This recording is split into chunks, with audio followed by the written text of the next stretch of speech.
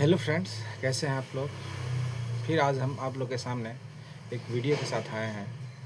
आज बात करेंगे सूखी खांसी और गीली खांसी के बारे में, ड्राई कफ और वेट कफ। इसमें सूखी खांसी और में कौन सा कंपोजिशन जो कफ सिरप में होता है उसको यूज़ किया जाता है, और कौन सा जो हमारे वेट कफ होता है जिसको गीली खांसी कहते हैं उसमें कौन सा यूज़ होता है। तो सबसे पहले बात करते हैं जो सूखी खांसी के बारे में। तो सूखी खांसी में जो हम कंपोजिशन यूज कर किया जाता है उसका नाम होता है डेक्सामेथोर्फेन और क्लोरफेनिनामाइड मेलिएट। ठीक है, तो ये दोनों कंपोजिशन जो है सो यूज़ किया जाता है ड्राई कफ के केस में।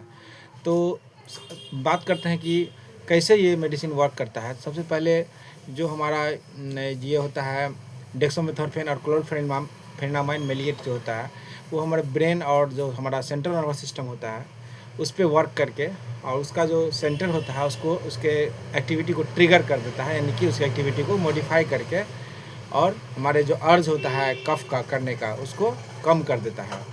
तो उस जो सेंटर होता है हमारे ब्रेन स्टेम में, उस सेंटर कहाँ लोकेटेड होता है उसका नाम होता है मेडुला ऑब्लांगेटा। एक जगह होता है हमारे ब्रेन मेन स्टेम में, उसमें इसका कफ का सेंटर होता है।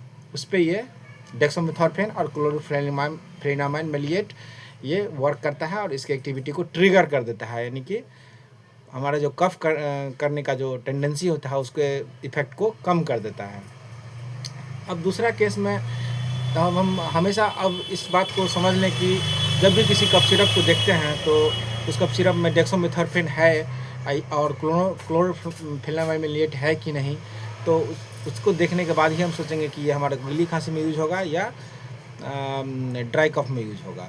तो हम बात करते हैं कि एक कफ सिरप है हमारे पास, जैसे कि जीडेक्स के नाम से आता है, ब्रांड नेम जीडेक्स है। ये हमारा ड्राई कफ के केस में, देखिए ड्राई कफ के केस में इसको यूज़ किया जाता है। इसमें जो कंपोजिशन यूज़ किया गया है डेक्सामेथोर्फेन, देखिए डेक्सामेथोर्फेन है, और इसमें जो है क्लोरफेनिनामाइड मेलिएट है।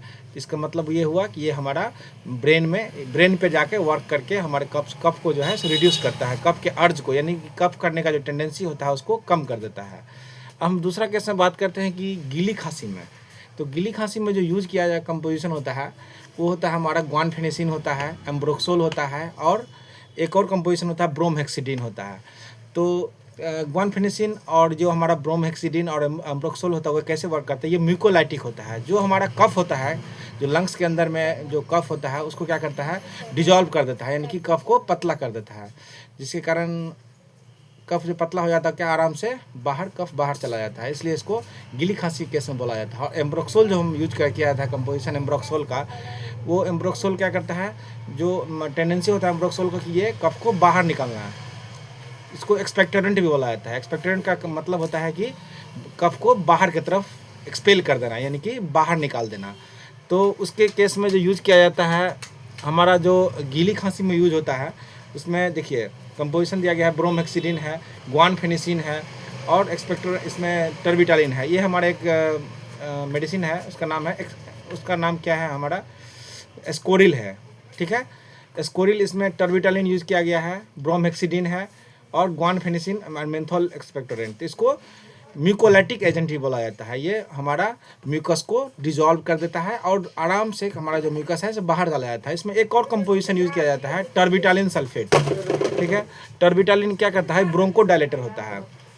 हमारा जो ब्रोंक्यूल होता है इसको डायलेट कर देता है, जिसके कारण हम आराम से सांस ले पाते हैं, यानी सांस लेने में दिक्कत नहीं होता है। आज की वीडियो को हम यहीं समाप्त करते हैं। यदि मेरा वीडियो इन्फॉर्मेटिव लगे तो मेरे चैनल को फॉलो करें और मेरे कमेंट सेक्शन में जाके कमेंट करें।